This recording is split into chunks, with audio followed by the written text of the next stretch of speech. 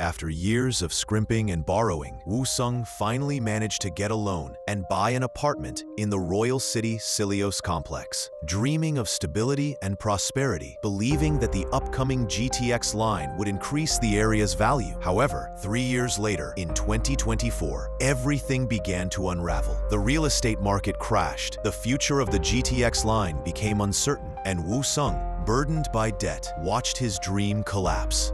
Despite working 2 jobs, he became house poor, technically owning property, but unable to meet basic needs. Wu Sung's misery was worsened by incessant noise in his apartment at all hours, which deprived him of sleep and peace. The downstairs neighbors in apartment 1301 complained that Wu Sung was the source of the noise, frequently leaving notes on his door. Eunhwa, the building's representative and a wealthy ex-prosecutor, expressed vague sympathy but little real help, instead urging Wu Sung to endure a few more months until the problematic renters from 1301 could be evicted. She even offered him money to keep quiet.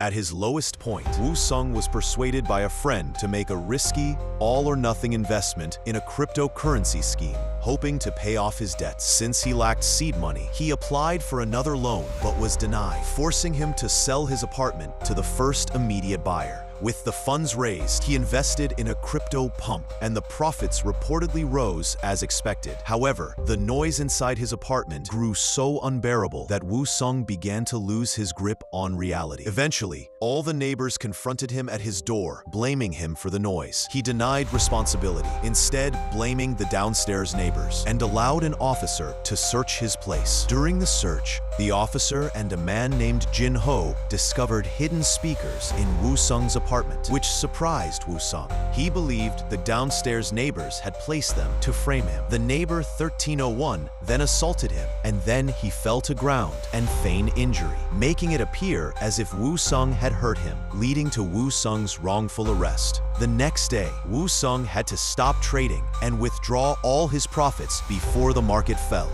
He attempted to escape but failed. He then entered an officer's room, locked it, and used the computer to try to sell his cryptocurrency. Watching the profits climb, he grew greedy and tried to stall the officers longer so the gains could increase further. This backfired when the officers broke in, tasered him, and one of them unplugged the computer just as Wu Sung clicked the sell button. As a result, he failed to complete the sale.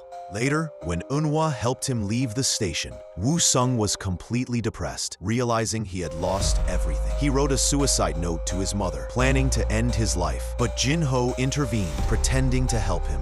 As they teamed up, Wu Sung became suspicious and eventually discovered that the speakers in his apartment were connected to Jin Ho's Wi-Fi network, not to the supposed conspirators in apartment 1301. Jin Ho himself was behind the torment, having installed the speakers and staged the accusations to manufacture a scandal for an expose, using Wu Sung as a pawn. Jin Ho, a journalist, had secretly orchestrated much of the chaos with the goal of taking revenge on Eunhwa, who had once suppressed a story he was working on about corruption in the building's construction. Jin Ho rigged the entire complex with cameras and other devices, recruited the tenants from 1301 to accuse Wu Sung, planted the hidden speakers to frame him, and engineered events so that Wu Sung was arrested and missed out on the crypto windfall. Jin Ho cared little for the truth of his story. His sole aim was to craft a narrative that would destroy Eunhwa, portraying Wu Sung as a tragic everyman, driven mad by systemic cruelty and urban alienation. The tenant from 1301 was furious with Jin Ho because her husband was in critical condition at the hospital as a result of following Jin Ho's instructions. Jin Ho tried to give her more money to make her calm down and cooperate, but she refused. In a fit of rage, Jin Ho murdered her by repeatedly striking her head with a hammer. Wu Sung witnessed this, but when he tried to leave, Jin Ho blocked his path, already aware that Wu Sung was in the apartment. Jin Ho then inflicted a head injury on himself to frame Wu Sung for the crime.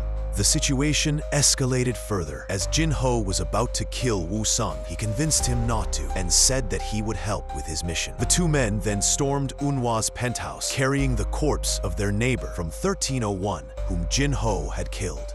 Jin-ho was obsessed with finding Eunhwa's ledger, a book containing proof of bribery and her involvement in construction corruption. During the violent confrontation, Jin-ho killed Eunhwa's husband, but was stabbed by Eunhwa. She then tried to manipulate Woo-sung, urging him to kill Jin-ho with the promise that she would take care of everything.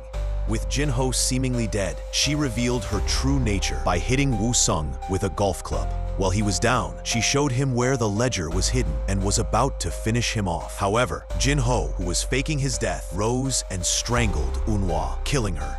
As Jin-ho bled out, he urged Woo-sung to take the ledger and expose Eunhwa. Broken by betrayal and the senselessness of everything, Woo-sung opposed. He placed the incriminating ledger and his own apartment contract into the oven, turned on the gas, and destroyed all evidence of the cycle of revenge and corruption. He then limped away as the penthouse exploded behind him, consuming the evidence, his enemy's ambitions, and his own in flames. Woo-sung later awoke in a hospital bed with his mother by his side. He returned home with his mother. Although she wanted him to stay with her, he was unable to sleep and eventually go back to his apartment building. Upon entering his place, he took a document from the drawer, the registration for the apartment, which was still in his name.